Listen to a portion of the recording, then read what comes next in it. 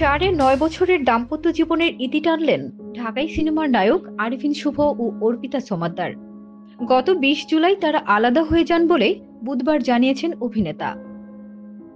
ফেসবুকে দেয়া এক বিবৃতিতে শুভ লেখেন, দেশের এমন পরিস্থিতিতে ব্যক্তিগত কোনো কিছু জানাতে যথেষ্ট দ্বিধা ও সংকোচ বোধ করছি। তারপরও মনে হলো আপনাদের বিষয়টা জানানোর সময় এসেছে। আমি অত্যন্ত দুঃখের সঙ্গে জানাচ্ছি যে আমি আর অর্পিতা আমরা হয়তো বন্ধু হিসেবেই ঠিক আছি, জীবনসঙ্গী হিসেবে নয়। গত 20 জুলাই এই সিদ্ধান্তে উপনীত হয়েছি। বন্ধুত্বটুকু নিয়ে দুজনের সম্মতিতে বাকি জীবন নিজেদের মতো করে বাঁচব।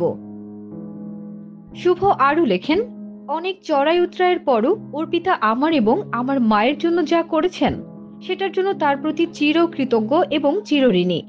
আমার মা চলে যাওয়ার পর জীবনটা একেবারেই শূন্য হয়ে গেছে, কিন্তু আমি বিশ্বাস করি আপনাদের দোয়া ও ভালোবাসা আমার সঙ্গে আছে, যেটা নিয়ে বাকি জীবনটা সুন্দর ও সুস্থভাবে বাঁচতে পারবো। আরিফিন শুভর সাথে ফ্যাশন ডিজাইনার অর্পিতা বিয়ের পিঁড়িতে বসেন 2015 সালের 6 ফেব্রুয়ারি।